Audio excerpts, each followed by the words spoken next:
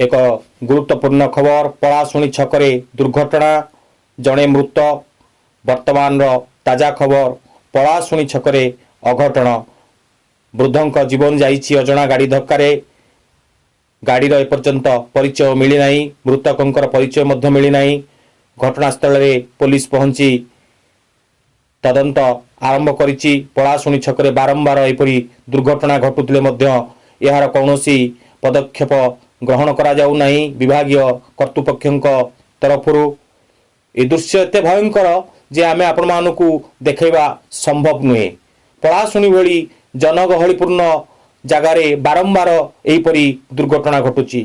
आम प्रतिनिधि धनेश्वर दास रिपोर्ट पलाशुणी छकरे